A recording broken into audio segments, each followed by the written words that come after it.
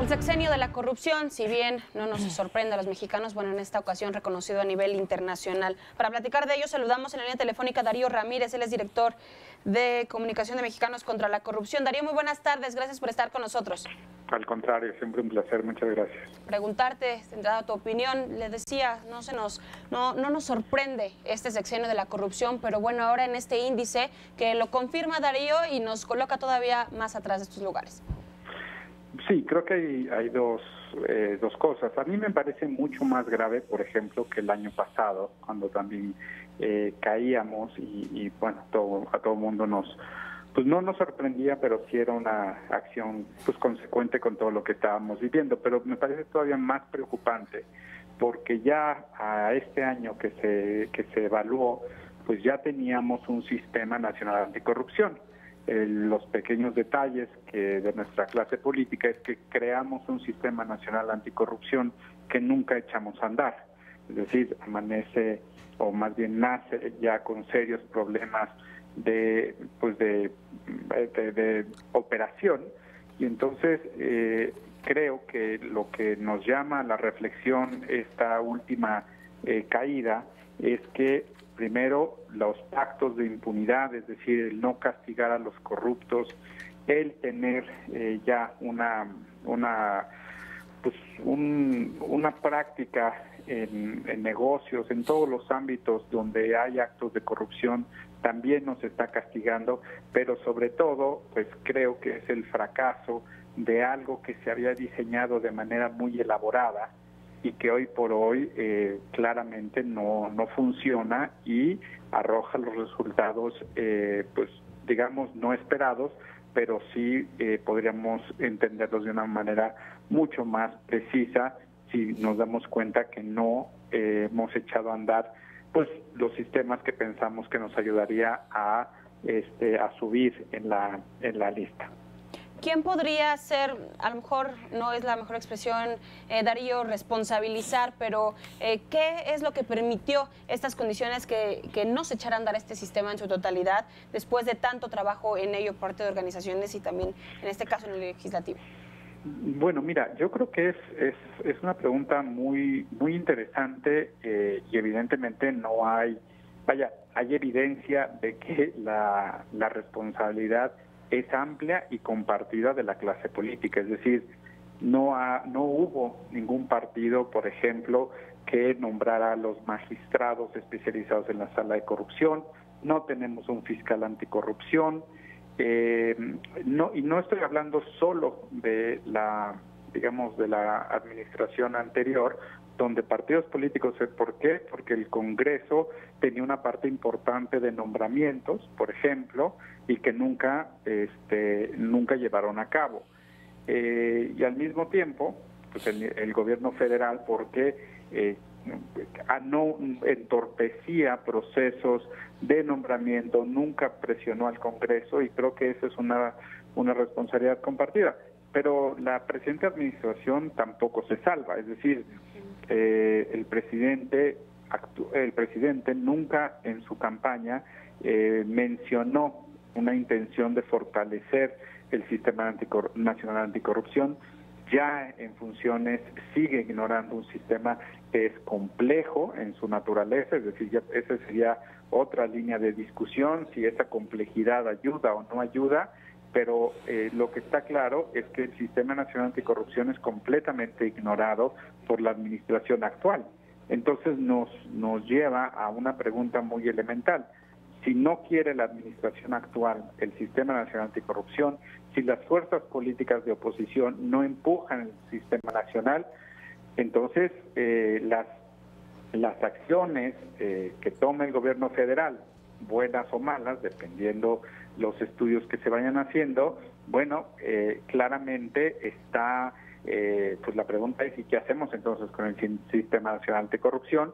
Y si a ignorarlo, como lo hemos hecho hasta ahora, pues el siguiente año seguiremos bajando o de alguna manera podemos recuperar terreno, porque estar con los países que mencionas, pues evidentemente en términos de economía, en términos de sistema político, en términos de desarrollo, pues no nos podemos comparar.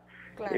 Pero sí resulta sumamente preocupante la caída. Oye, Darío, qué importante y delicado, sobre todo delicado esto que comentas, porque sobre todo en la nueva administración el combate a la corrupción ha sido, permíteme decirlo coloquialmente, una bandera desde los procesos electorales. Una vez ya ahora en el Poder Ejecutivo también sigue siendo una bandera, un discurso abierto en el poner en marcha estas acciones, robo de combustible, en distintas instancias. Ha sido el eje central el combate a la corrupción, pero se está ignorando el sistema creado para ello. Sí, y creo que esa es una pregunta que se le tendría que hacer en estas famosísimas mañaneras, claro, al presidente, porque no se puede tener un ejecutivo que está tomando acciones unilaterales.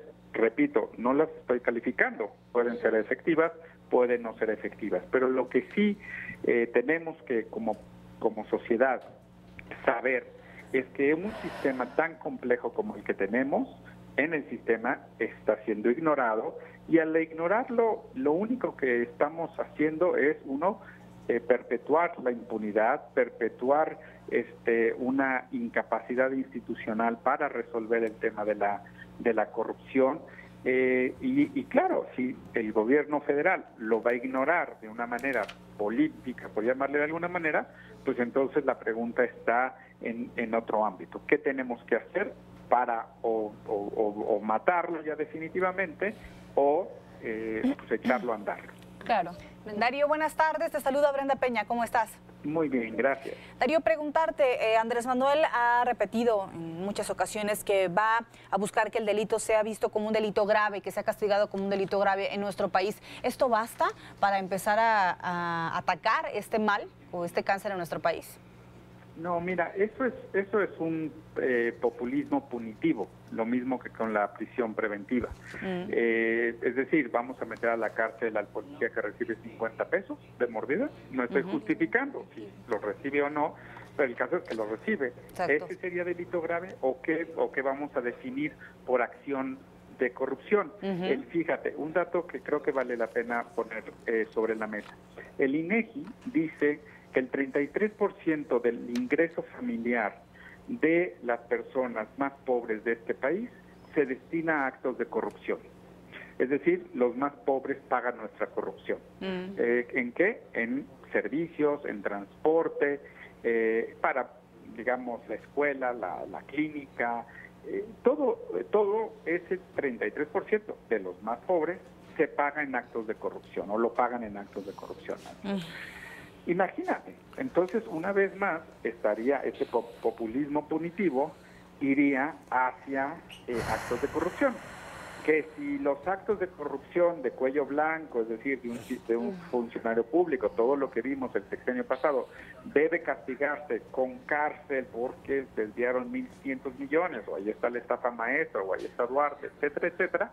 Bueno, creo que ese es otro tema, pero como lo ha dicho el partido Morena y evidentemente el presidente de la República, es peligrosísimo porque no solo no basta, sino es confuso. Y ojo con esas acciones de corrupción que son el engranaje social de muchas actividades y de muchas profesiones. Repito, no lo justifico, pero sí sabemos que el policía te va a decir, bueno, pues es que yo gano muy poco, que otros servicios te van a decir, bueno, es que es para completar, me lo pide el mismo sistema, me lo está pidiendo. Entonces, ojo con ese populismo punitivo porque acabaríamos llenando más las cárceles de la gente más pobre. En el marco también, Darío, que tiene hasta cierto punto que ver sobre la prisión preventiva, que también está muy ahí al pendiente en el Congreso, sobre qué requiere prisión preventiva para precisamente esta definición que haces puntualmente, populismo punitivo, al cual también hay que tener cuidado y llevar con pinzas. Sí, mira, el tema de la prisión preventiva tiene que ver también con actos de corrupción. Es decir, cuando decimos corrupción es transgiversar los sistemas judiciales, hacer interpretaciones, digamos, muy chuecas de lo que sería la prisión preventiva. Es decir, la prisión preventiva es importante, pero es importante en muchos casos cuando hay un riesgo inminente. Decir, por ejemplo, el robo de combustible, prisión preventiva, estamos hablando de los dueños de las pipas que se lo robaban o de las personas como los que murieron en Hidalgo. Es decir, vamos a meter a la cárcel a aquella persona que va con un bidón de 20 galones.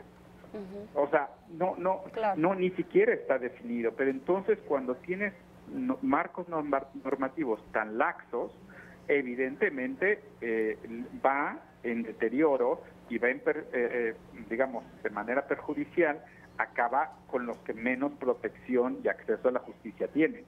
Entonces, me parece que lejos de resolver, tendríamos que saber y darles herramientas a los ministerios públicos, pero no de una manera tan amplia y una carta blanca que puede terminar metiéndonos en mayores problemas. Claro, y al parecer no se ha entendido, Darío, no se ha entendido lo que implica este combate a la corrupción. Muchísimas gracias, como siempre, por tomarnos la llamada. Estamos al habla, si nos lo permites.